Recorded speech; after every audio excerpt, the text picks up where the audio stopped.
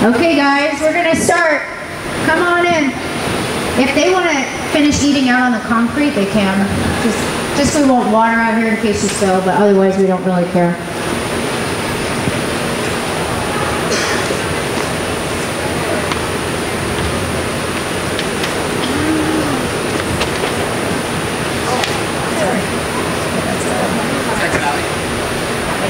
I didn't get a response.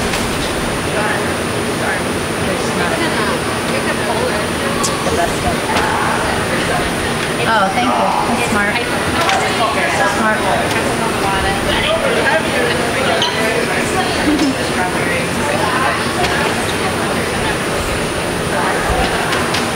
Okay, so this little presentation is about social media, but also a little bit about personally organizing your life, just because some of us need help and some could use just some ideas and reminders about it. Slash Jamie. Work in progress. Right. That's right. That's all we need. Works in progress. Growth mindset. You don't really have to be perfect. We just got to work on it. Okay, so first off, empathy. We want you guys to put yourself in someone else's shoes. So you may not have a child, but you have a dog, a baby. Your baby or your child is handed over to a stranger. The most important thing you want to know is that that stranger cares about your dog, baby, or child. So that's the most important thing to get across to someone else. I want to know when someone comes to our gym that they're treated the best way possible. Sometimes I meet somebody out there and I'm like, they go, yeah, my friend goes to Gymcats, and I'm like, oh, did everything go okay? Was it good? Was it a good experience? This is a story about Gymboree Mom. It says, they went to Gymboree, they loved it, it was the greatest, great personal service, great customer service, everything was friendly and fun and nice, and then all of a sudden they started getting a sub. So, everybody has to have subs, but you want to try as little as possible to get subs, because that's what made this mom quit. Didn't like the sub, wasn't the same thing, wasn't the experience, they quit. So you want to try to eliminate subs as much as you can. This is in an under safe sport. You can't read it hardly at all, but in USA Gymnastics they have an entire page of policies and blank documents. There's so many of them about like your electronic policy, your travel policy. These are all suggestions they have under Safe Sport and USA Gymnastics webpage. So if you want to know what should your social media policy be, what should this be, what should that be, they have them all here. How about what's a good application to have that's legal, hiring policies, everything is on this page. So if you guys want to look there, you got lots of different ideas. So here's our social media. We have the main ones: Facebook, Instagram, Snapchat, Twitter. We have something that we call a social media spotlight. So in an 8-week term, say we have 40 coaches. Every week, 5 coaches are supposed to spotlight somebody in their week. And this helps us spread the love, because we had all the social media was Cassie videoing 9-10 group. That's all I coached, and that wasn't a good representation of our gym, so we wanted to spread it out. And so we did this thing where Mika organizes it and says, hey, it's your week. Figure out somebody to spotlight. And if you do that, it helps spread to, oh, wow, that's on my friend's feed and somebody else's feed. And so, oh, they share it. And then, it just gets out more people to know about your club. So social media and sharing all the information. So you could have, what are your policies? Social media policies. There always comes these people who say, I don't want my child featured or online at all because it's dangerous and they're going to be abducted. I don't know how this happens, but it's so dangerous for them to be on it. But really, in reality, I've found more people get upset when their child is never featured than I have with people who are upset their child is featured. But if you have a kid who's at that stage where they don't want them featured ever, then I would recommend that the team route is not going to be good for them, because every competition has video and your kid could be videoed in the background. There's pictures, it's public, so we try to tell them it's not a huge risk, but we have it on our waiver that they agree to it, and we have probably 1 out of 1,000 that say they don't want it featured. So I have had more complaints about people being sad about not being featured. So we already went over the spotlight. We have all these different types that we're going to go over, all the different types of social media. Cross-promotion. I've been bad at this, but I think this is really important. So you have all these people who are on Facebook, but none of them really go to Snapchat. Well, Snapchat is huge, and it's bigger, and more adults are using it, even though it's mainly a kid thing. You go to your Facebook and tell them, come watch us on Snapchat, and here's the Snapchat username. Then you say on Instagram, hey, don't forget to follow us on Facebook. And then on Twitter, you say, don't forget to follow us on Instagram, whatever. So cross promotions and trying to be consistent with that so that everybody starts knowing about you. That bottom one, it says video should be your primary goal, pictures next, and if the worst case scenario, you have to just put text, go ahead and use text. But videos is what catches people's attention the most, then pictures, then text. Okay, so Facebook. Facebook is where most of our moms are. They're mostly on Facebook. We can link it to Twitter, we can link it to Instagram. We can have advertising ideas. Most of our parents are on there. Let's see, link to other accounts, we already said that. Okay, advertising on Facebook and targeting your audience. So, for the other gyms, you can do an ad. I had this, I didn't use it as an ad, but they always suggest, they have 100 suggestions on how you can spend money on Facebook. But they had this little kid, and she's holding the bar, and she's like probably 11, 12 months, I don't know, it's really cute with this big smile. So if I want to portray that, and I want more babies, and I want more preschoolers, that's a great picture I could make as an ad. And then I can target moms this age who are interested in babies or gymnastics or whatever. You can target it for that demographic. You can target it for that area. And you can make sure that you're getting your ad money. And sometimes, $20 can go a real long way. So using the targeted ads can be really beneficial. So you can set up Facebook to promote an event. So you have an event coming up, a competition, or even a parent's night out. You could set up an event and try to get people to share it. There's a whole bunch of different things you can do to use hashtags or promotion in your gym. We thought of a thing and we haven't made it work yet, but if you show us that you liked our page on Facebook, you can get a free open gym, or you can get a this or that. We haven't used it too much, but we have ideas like that. You guys can come up with a lot of ideas. If you think of something or you've seen something, my staff, that other people are doing, let me know, because there's a lot of ways you can use it. But the more people we have sharing and liking our page or commenting on our events, then it just raises awareness, and you bring in somebody you might not have. That's about getting our parents to like the page. Posting points. So when somebody likes your post, Facebook gives it 1 point. When they comment on your post, they give it 2 points. And when they share your post, they give it 3 points. And that's how prevalent they put it onto other people's feeds. So you could do a promotion, I haven't done this, but you could do a promotion where you try to get people to share your post or like your post or comment on your post. And if your customers are all doing that enough, you can get higher points, more visibility without paying for it. So I don't know if there's some internal things in your gym. If you have your 50 teen kids and you have all 50 teen parents doing something to help you promote it, it might boost on your feed. And then there's Facebook Live. I don't know, has anybody used Facebook Live? A little bit? It's a little risky. We did a Periscope Live, which is Twitter's version of Facebook Live, and we had a big crash in the middle of it. It was live. It was a little dangerous. So we're like, but everybody can go on and then watch it later. Okay, and then on Facebook, I think this might be on all of them, and I think Facebook bought Instagram, so I'm not sure. It might be, they're all owned by the same people now, who knows. But analytics, the first 18 characters of your post is how it gets sorted. So if you want to talk about gymnastics, you need to have gymnastics in the first 18 characters. If it really wants to be whatever that event is, make sure that's towards the front. So that's how they said it gets sorted, and when someone's searching for something, how it gets pulled up. So your first 18 characters. Instagram, we link our Instagram to Facebook. You can also, on Instagram, I don't know if you know, you can post multiple videos now where they can scroll across. More kids are on it than parents, but parents are getting to be involved a lot.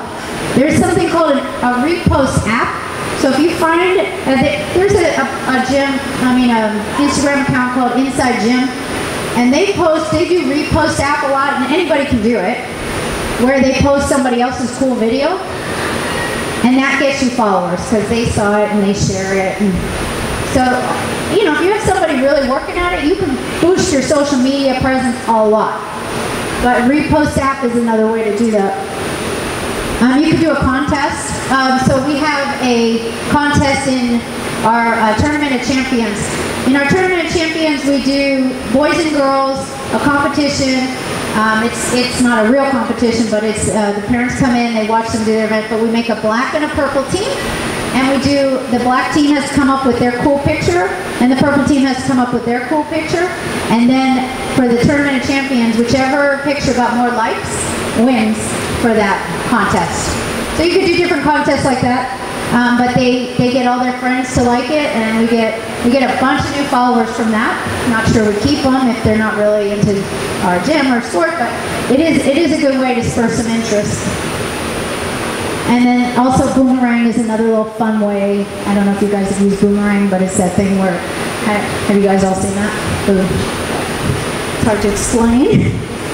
Okay, use hashtags because they help searches. I guess you're supposed to use hashtags like crazy. I'm really bad at that, but if you can use hashtags, it helps get you more interest and more followers. Twitter. So our Twitter feed is on our website, and whatever we post on Twitter, and that's linked from something else, goes right onto the front page of our website. And it's pretty easy to do. It's a widget, and you can update it. Once you post something on Twitter, it's right away update on your website. For us, it takes a lot longer to get a following. Some people I know have just massive following. For some reason, my son has lots of followers. I don't understand it. I don't know why. But Becca in soccer world, I have no idea, but he has a ton of followers. Periscope is a live video links to Twitter. So as soon as you do Periscope, your Twitter followers are all notified on Periscope. And this isn't really specific to Twitter. I just put it on the Twitter page because I didn't have a lot for Twitter.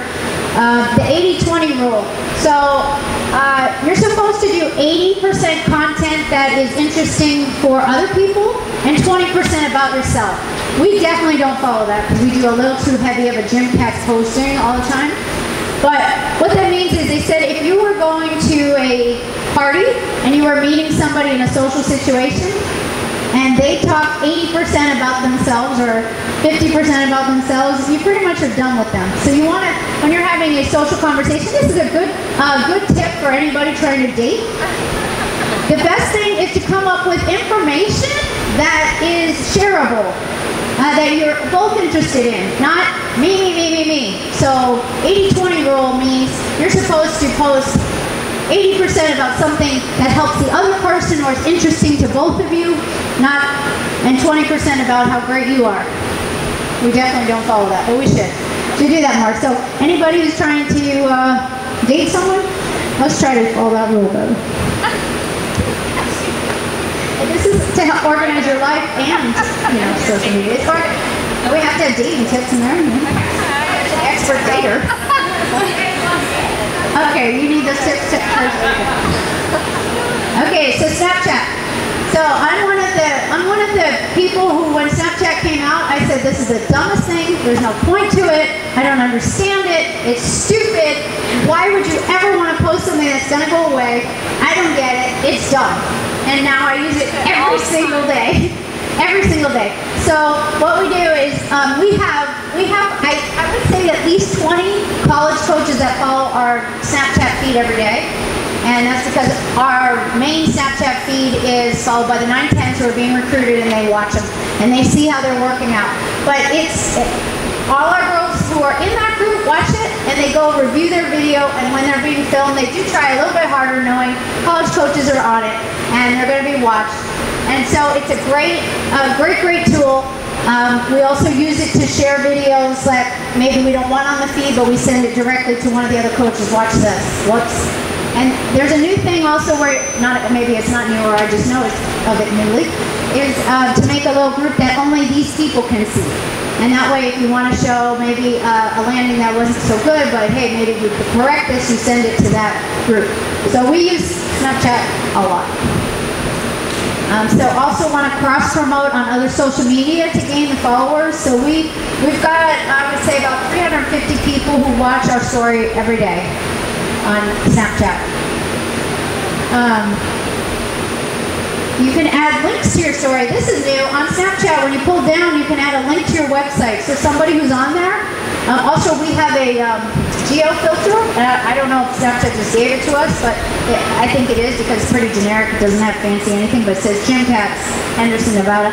And it's when you plug over, anybody who's posting from here can put that on their story. But it definitely is promoting what you're doing. So you want to try to get as many followers out there, as many things that you can do out for everybody to watch. Okay, YouTube. So we're kind of newly doing this year. I hired a professional videographer to do a few professional videos, but not all of them. But I do have a professional birthday one, a professional baby gym one, a professional this is what we do, and then a feature of our teen kids. So there are a few professional videos, and we're doing a page and that has a playlist. So we tried to add, we made a channel and we have a playlist, and we're trying to make it so that if you want to go look at all the videos that promote Gymcats, go to this one. But if you want to go to, this is our musical warm-up ones, like Jill said, we're still trying to update that. We have about 30 more to add because we haven't put them up there, but you can put them up there. And then this also, as soon as you post something, it goes onto our Twitter feed as well. Links to the other social media. So this is our promotional one. So you see it has Gymcats, see what we do, free baby gym. It's a great foundation, free classes. We have a lot of these embedded on our website too. Just USA Gymnastics has this one, Y Gymnastics, and Gymnastics is a great foundation. Those are some ones from USA Gymnastics. But these are really, really good videos that help promote what you do. And we could do a lot more on YouTube, but it's a great way. But anybody who comes up with ideas about YouTube, please share. I think it's something that's really good. So here's some of ours if you guys want to follow them. The people who actually work here, I suggest you follow them just because you want to know what everybody else is doing. So, the Excel team is coming up with some cool drills that I wouldn't have thought of, and now because I watch it, and I'm not able to watch everything at workout, I watch them on Snapchat. So it's a really good way to share information and what's going on in your gym, all these different Snapchats, and then these are ways for you to post. So we have the passwords for this for people who work here, and then if you need to be an administrator, you let me know and we open that up. Also, in Gymcats, we have a Gymcats coaches sharing group, and that's for when we have a drill or something that we want to post that everybody looks at. So you can try to get on that coaches sharing group and kind of share ideas. Remember that whole thing about collaboration and communication, one of the important C's. Okay. Before we go on to the organizing part, social media, does anybody have any feedback or something that we would share that you guys do in social media that might be a good idea for everybody else? Anybody from other gyms or our gym that you do personally maybe that would help? Has anybody got any kind of ideas or something we don't even do that we could think of? Yep. Yep. There's a lot of people decide for their Yelp's a good idea. I think we have like reviews on Yelp. I know we had one really bad review because she threatened us and then she posted it. Okay. So I just watched a video, I just watched a presentation on whether you should respond to negative reviews, and they said you should immediately respond, but without attacking them. And then you ask them to do something privately and show that you care. So they told us 2 responses to this lady saying how terrible their gym was, and one of them was, yeah, well, we don't even want your kid because they're a pain in the butt, and the second one was, we would love to talk to you about this, you know, contact us privately, you know, this is not something that normally happens at our gym, and we want to talk to you about it and make sure we clear it up, or something like that. So we do respond to that, but on Yelp, so if everybody wants to help us Yelp, she said we only have 22 reviews and 4.5 stars, and we're at 4.9 stars on Facebook. But more reviews will give you that ability to flush out that one lady who absolutely made us, our lives miserable and went crazy. Nydia, I think, and Darla.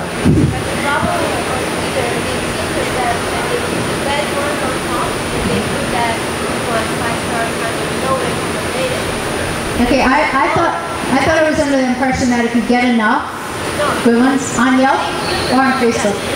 Yep. She said that the Yelp ones are put the negative one at the top. Always. Okay, so she's saying at least then your star rating would be higher if you get more positive reviews rather than negative ones. So that's true. Okay,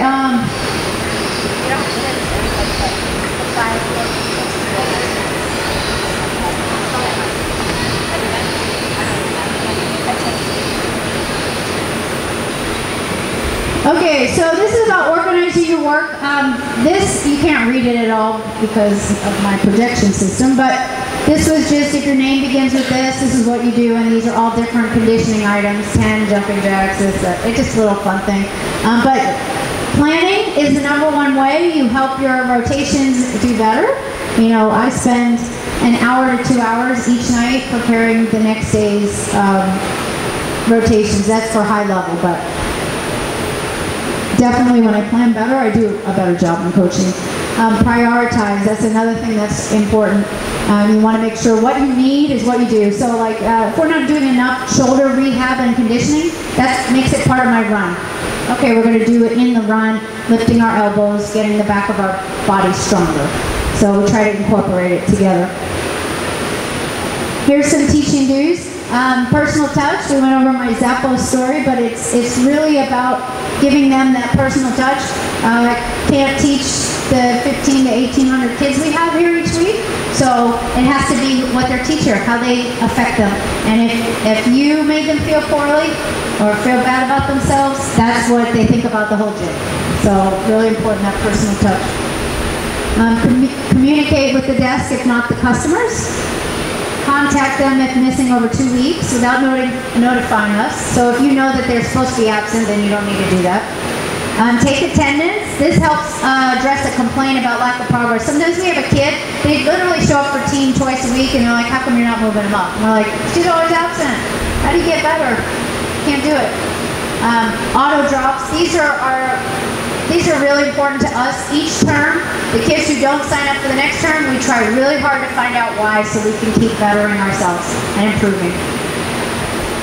And then this when we have a one-day closure like 4th of July or Memorial Day, and people weren't notified and they come in, or when we have it like when it's Spring Festival and no one really is supposed to know that because it's not a holiday.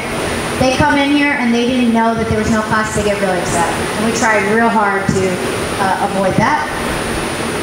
And then if they're upset, we give them free extras. So I try to give my staff a lot of freedom to go, hey, you can give out a free open gym. You can give out a discount on this or a discount on that. Any of the promotional items we give to new customers, I want my staff to feel free to give those when they know someone's upset.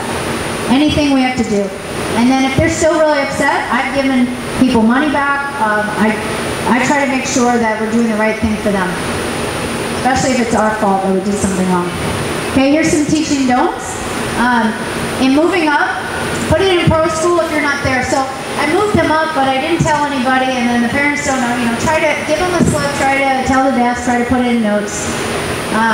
So we use pro school. Obviously, everybody doesn't, but don't come in with special needs during the very congested time. That's just important for us. And don't avoid addressing low number of kids in a class you teach, hoping we sometimes had that where there's one kid left in the class and they're like, I don't want to tell anybody because they're going to cancel my class. But we try really hard to build it up instead. Okay, so organizing your class, this is pretty obvious. You should know what you're supposed to work on. The move-up skills are important. How many times does a parent come and ask you, what do they need to move up? Make sure you know that. That's really important. Use timers. The stopwatch is so important. We went over that on bars and what they, knowing that this is how much time's left. Excitement versus the same old thing. The secondary motivation is the pieces and all those different little things. And then this, when all else fails, try the grandma style. So the grandma style is, there's a story about these kids in the poorest part of India, and there's these computer screens up, and there's like quantum physics there. And the kids go there and they try to figure this out, what this quantum physics is, and they take a test and they don't barely know anything and they try their best, but they're interested. Then they do this thing where the grandma comes over and just goes, wow, show me more of that. Oh, look at that, what are you doing there? Oh, I'm interested. Oh, show me more of that. I love your effort there, what are you doing? And then after that, their test scores went up on what they were trying to learn, this ridiculously hard something. So it just shows the grandma style is just something that goes, oh my gosh, I'm going to keep trying because look, they really care to watch what I'm doing. So when all else fails, you try the grandma style. Sometimes when I feel like there's nothing good out there, when you're watching a rotation, sometimes there's hardly anything good. I'm just like, okay, I'm just going to keep watching and smile, and then when something goes wrong, I'm going to point out the really great effort or whatever it is. Okay.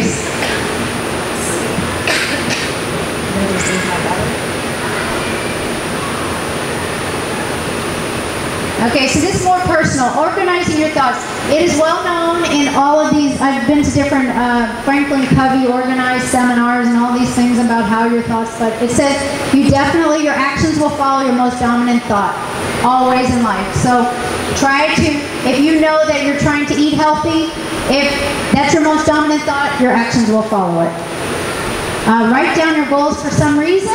If you make people write down their goals, it's way more likely to occur. I don't know why that is, but that seems to be a fact. Is this important enough that it dominates your thoughts? So you know how you're really stressed and anxiety-ridden and everything is dominating your thoughts and you really have no control over it, or it's not that important, or you're making it more important? This goes for that mom or dad who has to have their kid move up and it's dominating their life. But is it important enough? Try to steer them into knowing what's important. What actions will accomplish this goal or these goals, so you can work on those? And is this issue under your control? There's nothing worse than trying to think about and stress over something and it's not under your control. In coaching, I always tell everybody in coaching, we are a tool for that kid. We cannot make anybody do anything. You're a tool, and you try to have them use you the best they can to get better, but you cannot make people do things. You're just a tool. So make sure it's under your control. Don't take offense when a kid is balking or when they're making you look bad. Don't ever take that as a reflection of your coaching skills. Okay, organizing your life. How do you organize your to-do list? For me, it is the inbox I have on my email. And if that is in there, that means I still have to do it or address it. And if it's out, filed away in one of the side folders, I'm done with it. So that's an important way for me to do my organized list. Franklin Covey has a planner, and they have you write it out in the to-do list. And then if you didn't do it, you have to go write it in the next day. And if you decide it's not important enough, then you can cross it out and not write it. But you never just forget about it, you always address it. So if it's important enough for you to write it down or put it in, then it should be important enough for you to either address and do or get rid of because you decided it's not important enough. So how do you make sure the important things get done? You must review this list daily. This is something from Franklin Covey as well. It's organizing your life. These are the important quadrants, urgent and important. Usually the quadrant 1 is, oh my God, there's no one here for that class, the purple class. We need to find a sub right now. No one came. Urgent and important. I have to have a teacher right now. Or the toilet's backed up. Ah! We've got to fix that right now. The air conditioner's out. Ah! You know, these are the urgent and important ones. Here's some other examples. So something that's really important but not urgent, maybe self-care, like taking care of your health. Planning and routines, working towards certain goals. That's that second quadrant. These are kind of important, but they're not urgent. Tending to your relationship, you know, with your spouse, that could be really important, but it's not an urgent thing like over here. Not important, but urgent, other people's problems. Sometimes they come up to you, I need to speak to you, like Mr. Victimized. I need to speak to you right now. And it's urgent, but it's their problem. So I try really hard to schedule those and not make their problem my problem. So they can overpower your life. And then this is where a lot of people spend most of their time. Not urgent and not important. And that's, so we want to work on that as well. There is, you know how he was talking about dopamine in the brain, Mike Lorenzen was? There is some studies about how the clicks in the phone becomes addictive, and that in Korea and China, they are now have named it a psychological disorder of being addicted to your phone, and they are doing detox for teenagers in those countries, and they help fund it and pay for it, not like our health system here, but it is an actual disorder for them to and have to be helped to be cured from it. So watch out for your kids who are really like on it all the time, and then watch out for yourself if you're becoming a little too addicted. So this is from 7 Habits of Highly Effective People. I just think it's really, really important to go through these. So the first one is be proactive. So I'm notorious for this. My name, Cassandra, is the Greek goddess who prophets doom. So I'm constantly looking out for that. What's that thing that's going to make everything dramatic in my life, and try to look out for it. So being proactive. Some of these things you can just read, but if you're financially dependent on someone else, what happens if that relationship ends? Like, you have to constantly think, what if this? Am I okay here? Am I going to be able to handle my life if this goes away or that goes away? Because many, many older women that I know who their whole life was their husband's income, and then the husband went with a younger secretary, and then all of a sudden they have no way to support themselves, and I've known of this too many times. So it's important for you to try to make sure things are okay for you if something goes wrong. Number 2, begin with the end in mind. So what is your goal in this class, for this term, for this year, with regards to your family life, with regards to your personal finances, with regards to your life? You have to have some kind of end in mind, so you have a goal that you're working for. Put first things first. This is my number 1 thing for my kids that I try to work on, but it's very difficult. You want to go out and socialize and have this fun night, but you have no breaks, and then it's your last $100. Do you want to do that? No. You want to make sure you're secure, and then you've got these things in order, all the things you're supposed to do first, and then you go and do the fun thing. So should your kids get their 4 hours of video games in before they study for their test? Or should they study for their test and then do their 4 hours of video games, which probably shouldn't spend 4 hours for? But just an example. Also, all the parents here who are raising kids, if they're going to emulate you more than whatever you tell them. So if you're not doing it yourself, they're not going to end up doing what you do. So you're a big example. Number 4 is think win-win. Every time you're talking to somebody, it should be a win-win. You're not telling them what they're doing wrong. You're not reprimanding them. You're trying to tell them. You're trying to help them. Sometimes it's a harsh thing that you're telling them, but you're showing them in a way that says, I care about your kid, I care about you, and that's why I have to tell you this in this way. But you're always thinking win-win. So just these are some different topics. You should talk to your kids the same way. Could you record your interaction and play it back for their parents? Do you reprimand your kids without fully understanding where they're coming from or why they feel the way they do? You know, it's just a lot easier to react with emotion and anger, but not the best way. Seek first to understand and to be understood. So first, listen. So when I get one of those calls, the parent wants to talk to you, they're so upset, I have to go talk to them on the phone. I try really hard not to just get defensive right away. Try really hard to listen to them. Okay, what's their real issue? Their real issue sometimes isn't anything to do with the whole big fight or drama we just had. Their real issue is something else. So listen first, gather the information before you judge everything because you might not have all the information that you need. Listen and understand. Don't just tell people what to do. Listen, understand, and help. Okay, and we already went over this a little bit, in the leadership one especially, synergize. Every time you can have two people collaborating together, you're going to get a better result than if you just do things yourself. And then this is sharpen the saw. The number 7, it's important that you take care of yourself, that you get the proper sleep, exercise, healthy eating, therapy. That way you are good for your kids or for your job or for your mate or for whoever is important in your life, that you take care of yourself. All right, and then lastly, we have find a better way. If you have a better idea or a system, a way you can improve something for someone else, is there a way that's easier? Anything that you can do to help make things easier for someone else and share the ideas, we all will benefit. All right. We're done with, anybody want to stop hearing me talk? Probably everybody.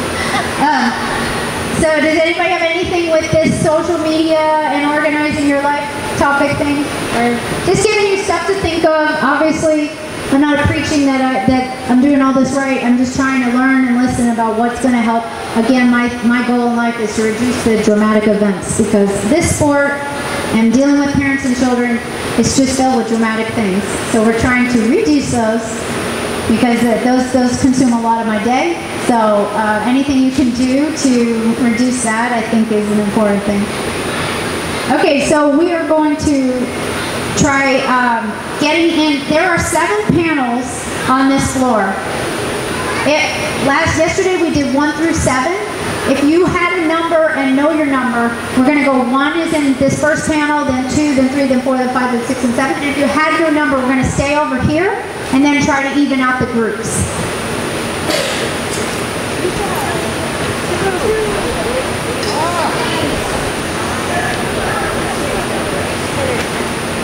I guess it doesn't really have to have a cordless mic system.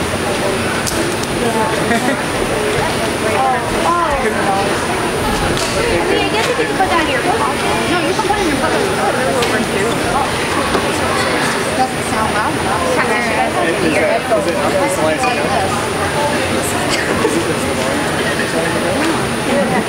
I'm glad I'm not the only one that brings it up.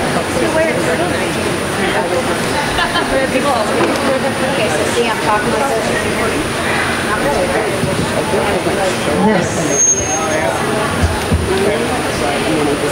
Okay, so all the people who do not have, everybody, can you guys kind of sit in a line so we can see which lines are the longest or shortest, so we can even out our groups? So line 1, kind of in a straight line.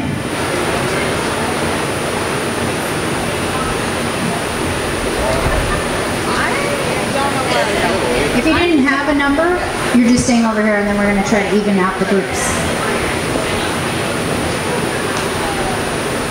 Okay, this is 1.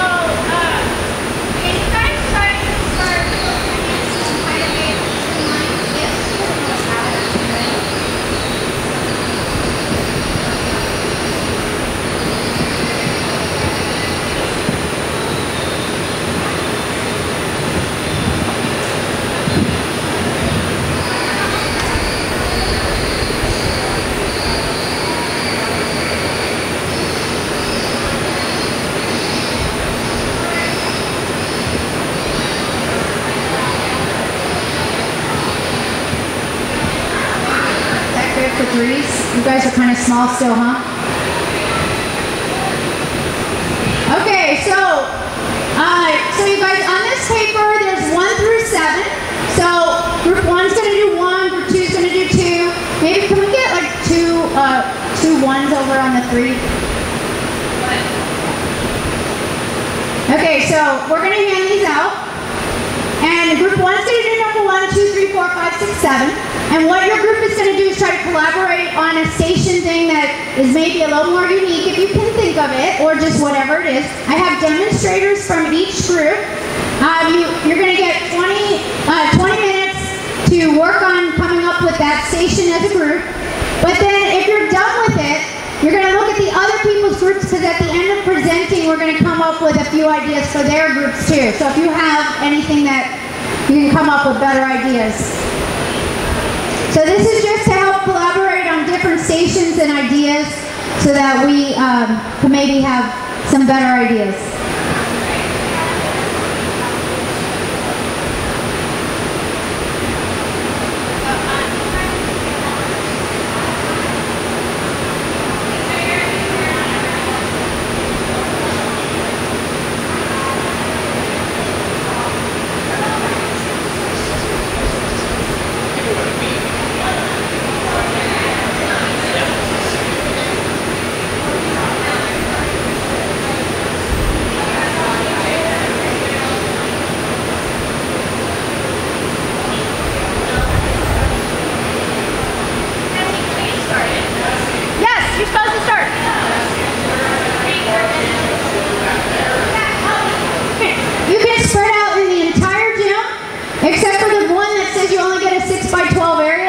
Spread out in that little 6x12 area.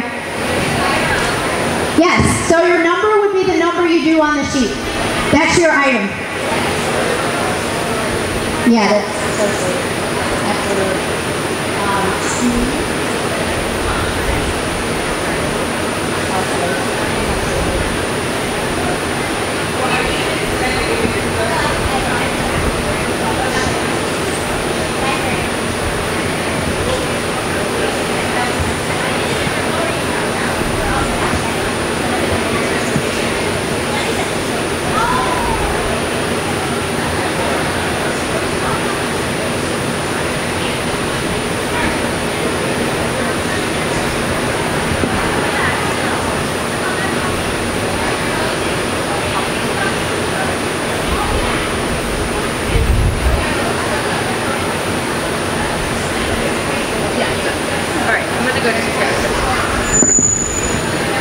Yikes!